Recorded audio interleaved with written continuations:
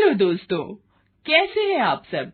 हमारी कहानियाँ देखने के लिए हमारे चैनल को सब्सक्राइब कीजिए और हाँ, बेल आइकॉन पर क्लिक करना मत भूलिएगा।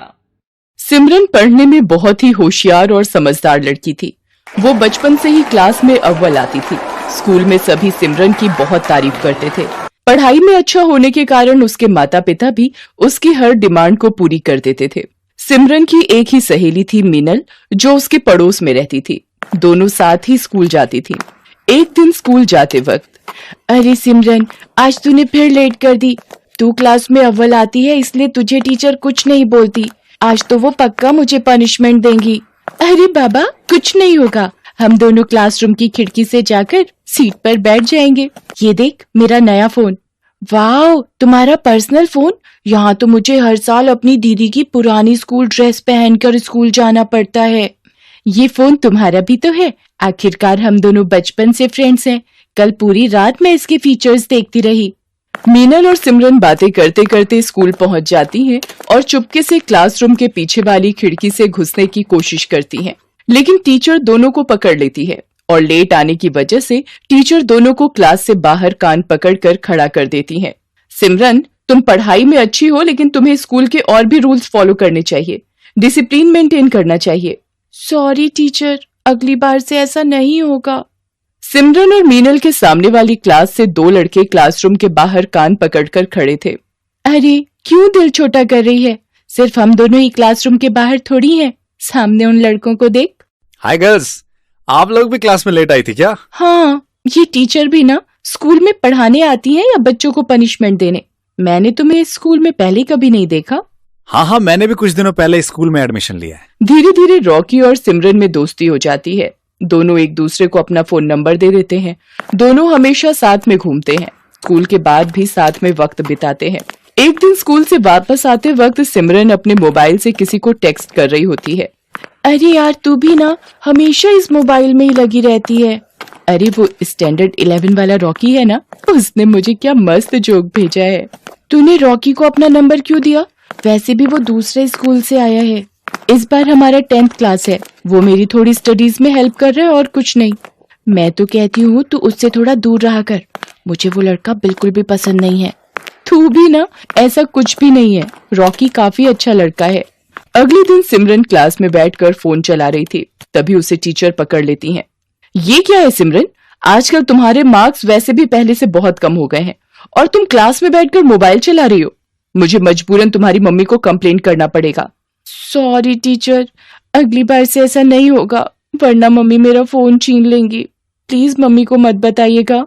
ये तुम्हारी पहली गलती थी, इसलिए मैं माफ कर रही हूँ। ऐसे ही कुछ महीने बीत जाते हैं। गर्मी की छुट्टी का वक्त आ जाता है। सिमरन और रॉकी स्कूल के बाद कुछ टाइम साथ में गुजारने का प्लान करते हैं। अरे यार मीनल, तू आज अकेली घर चली जा। अगर मेरी मम्मी तेरे घर पर कॉल करे तो बोल देना मैं तेरे घर पर ही हूँ। लेकिन तू कहाँ जा रही है? मैं रॉकी से मिलने जा रही हूँ। ये सही नहीं है, तुम्हें स्कूल से सीधा घर जाना चाहिए। तुम मेरे से जलती हो क्योंकि स्कूल में सभी मुझे इम्पोर्टेंस देते हैं। ऐसा कुछ भी नहीं है, तुम मुझे गलत समझ रही हो। तभी सिमरन के फोन पर रॉकी का कॉल आता है और वो वहाँ से चली जाती है। सिमरन रॉकी से मिलने उसके घर जाती है। वहाँ काफी अंधेरा होता है। सिमरन रॉकी को आवाज देती है, रॉकी कहाँ हो तुम? रॉकी पीछे से आकर उसे भूख कर डरा देता है। ओह रॉकी, तुम भी ना, तुमने तो मुझे डरा ही दिया था। क्या तुम भी बच्चों की तरह डर गई? रॉकी और सिमरन साथ में पिज्जा खाते हैं और खूब सारी बातें करते हैं और एक पिक्चर देखते हैं। कल से गर्मी की छुट्टी हो जाएगी। हम लोग 2 महीने तक नहीं मिल पाएंगे। इससे पहले मैं तुम्हें कुछ बताना चाहता हूँ। हाँ बोलो, क्या बताना है तुम्हें? तुम मेरी बेस्ट फ्रेंड हो। मैंने आज तक तुम्हारी जैसी लड़की नहीं देखी। तुम भी ना, तुम भी मेरे सबसे अच्छे दोस्त हो। सिमरन और रॉकी साथ में वक्त बिताते हैं और कब दोनों अपनी हदें पार कर जाते हैं उन्हें पता ही नहीं चलता। अगले दिन से स्कूल की गर्मी की छुट्टियां शुरू हो जाती हैं। रॉकी और सिमरन एक दूसरे से मिल नहीं पाते। कुछ दिनों बाद सिमरन को उल्टियां होने लगती हैं और सिर चकराने लगता है। सिमरन को ये सब थोड़ा अजीब लगता है। तब वो मीनल को सारी बात बताती है। क्या किया सिमरन तूने? मुझे माफ कर दे। मैंने तेरे मना करने के बाद भी रॉकी के साथ वक्त बिताया। तू चिंता मत कर, कल से स्कूल खुल रहा है। तू पहले रॉकी से जाकर बात कर। अगले दिन सिमरन जाकर रॉकी से बात करती है, उसे सारी बात बताती है। तुम्हें याद है उस दिन हम तुम्हारे घर पर मिले थे, हमारे बीच। वो तो मेरा सबसे खूबसूरत दिन था। हमारे साथ में बिताए गए वो पल मैं कैसे भूल सकता हूँ। मैं प्रेग्नेंट हूँ। मुझे कुछ समझ में नहीं आ रहा मुझे क्या करना चाहिए। अगर किसी को पता चल गया तो सब हमारा मजाक उड़ाएंगे। ये क्या बोल रही हो? ऐसा कैसे हो सकता है? ये मेरी प्रॉब्लम नहीं है। ये क्या बोल रहे हो तुम रॉकी? ये सब हमने साथ में किया था। ठीक है, रुक जाओ, मैं कुछ करता हूँ, लेकिन इसके बाद तुम मुझे अपनी शक्ल मत दिखाना। रॉकी वहाँ से चला जाता है। सिमरन रोते हुए मीनल के पास जाती है।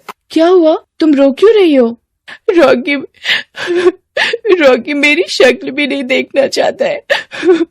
वो मुझसे नफरत करने लगा है। मुझे पता था वो लड़का कुछ ऐसा ही करेगा। मुझे उस पर बिल्कुल भी भरोसा नहीं था। मुझे लगता है हमें किसी बड़े की मदद लेनी चाहिए। नहीं, ये बात किसी को नहीं बताना, वरना सब मुझ पर हंसेंगे। अगले दिन रॉकी सिमरन को एक गोली लाकर देता है। ये लो, ये गोली खा लेना, इसके बाद इस परेशानी से हमें छुटकारा मिल जाएगा। लेकिन रॉकी, इससे कुछ प्रॉब्लम तो नहीं होगी ना? चुपचाप से एक गोली खा लो और मेरा पीछा छोड़ दो। इसके बाद से न तो मुझे कॉल करना, न ही कोई मैसेज। सिमरन वो गोली खाकर जाकर अपनी क्लास में बैठ जाती है। तभी वो चक्कर खाकर गिर जाती है। तुझे क्या हो गया सिमरन? आंखें खोलो। इसके मुंह पर पानी छिड़कने के बाद भी इसे होश नहीं आ रहा है। लगता है कोई सीरियस इशू है। टीचर, मैं आपको कुछ बताना चाहती हूँ, प्लीज आप किसी को मत बताइएगा। मैं तुम्हारी टीचर हूँ, तुम लोगों को सही राह दिखाना मेरा काम है। तुम बिल्कुल चिंता मत करो, बिना झिझक के मुझे सारी बातें बताओ। मीनल डर कर टीचर को सारी सच्चाई बता देती है। टीचर सिमरन को हॉस्पिटल लेकर जाती है और वहाँ उसका अच्छे से चेकअप करवाती है। कुछ देर बाद सिमरन को होश आ जाता है। टीचर, मैं आपको कुछ बताना चाहती हूँ। मेरी तबीयत खराब होने के पीछे कुछ और वजह है। मुझे मीनल ने सब बता दिया है। इस उम्र में बच्चे नादानी करते हैं, लेकिन तुमने जो किया है वो छोटी बात नहीं है। इससे तुम्हारी पूरी जिंदगी बर्बाद हो सकती थी। मुझे अपने किए पर बहुत अफसोस है। मैं कभी भी ऐसा नहीं करूंगी। आप प्लीज किसी को कुछ नहीं बोलिएगा। ऐसे बिना जाने कोई मेडिसिन लेना खतरनाक साबित हो सकता है। तुम्हें किसी बड़े से एडवाइस लेनी चाहिए थी। मुझे माफ कर दो मिस, मैं बहुत घबरा गई थी। लेकिन तुम्हारे साथ जिसने ये किया है, मैं उसे सजा दिलवा कर रहूंगी। टीचर रॉकी को स्कूल से सस्पेंड करवा देती है और उसके फाइनल एग्जाम देने पर भी रोक लग जाती है। मुझे माफ कर दीजिए टीचर, मैं ऐसी गलती फिर कभी भी नहीं करूंगा। तुमने एक लड़की के साथ जो किया है वो माफी के लायक नहीं है। तुम्हें सिमरन से माफी मांगनी चाहिए और अब इस गलती को सुधार कर इसका पश्चाताप भी तुम्हें ही करना होगा। मुझे माफ कर दो सिमरन, मुझसे बहुत बड़ी भूल हो गई है। मैं घबरा गया था। मैं तुम्हें प्रॉब्लम में छोड़ के चला गया। टीचर सिमरन को लेकर उसके माता पिता के पास जाती है। देखिए सर, मैं आपसे जो बात करने जा रही हूँ वो आपको बहुत धैर्य रखकर सुननी होगी। अक्सर बच्चे कुछ गलतियां कर बैठते हैं जिसकी वजह से उन्हें पछताना पड़ सकता है। आप क्या कहना चाह रही हैं टीचर? हमारी बेटी से कुछ गलती हुई है? वो दरअसल बात यह है कि वो आपकी बेटी सिमरन प्रेग्नेंट है। ये सब करने स्कूल जाती हो तुम? मैं तुम्हारी खाल उतार दूंगा, बेशर्म लड़की। रुक जाइए सर, अब ऐसे समय में आपको इन बच्चों का साथ देना होगा, वरना ये जिंदगी भर खुद को माफ नहीं कर पाएगी और ये नादानी में कोई गलत कदम न उठा ले।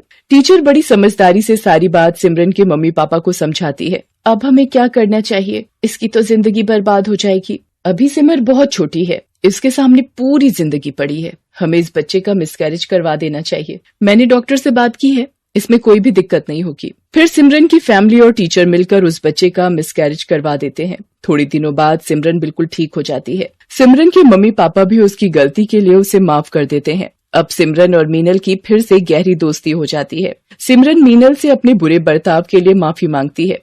मीनल, मैंने तुझे भला बुरा कहा, लेकिन तुमने आज साबित कर दिया कि तुम ही मेरी सच्ची दोस्त हो। ये तो मेरा फर्ज था। दोस्त अगर दोस्त के काम ना आए तो मैडम दोस्ती कैसी? अब थोड़ा हंस भी दे। आज से हम दोनों मन लगाकर पढ़ाई करेंगे और कभी भी किसी को शिकायत का मौका नहीं देंगे। इसलिए दोस्तों, जिंदगी हमें अपनी हर गलती को सुधारने का एक मौका जरूर देती है। इसलिए कोई गलत कदम ना उठाएं और अपने माता पिता से हर प्रॉब्लम शेयर करें, जिससे मुश्किल घड़ी में वो आपका साथ दे सकें। हेलो दोस्तों, कैसे हैं आप सब? हमारी कहानियां देखने के लिए हमारे चैनल को सब्सक्राइब कीजिए और हाँ, बेल आइकॉन पर क्लिक करना मत भूलिएगा।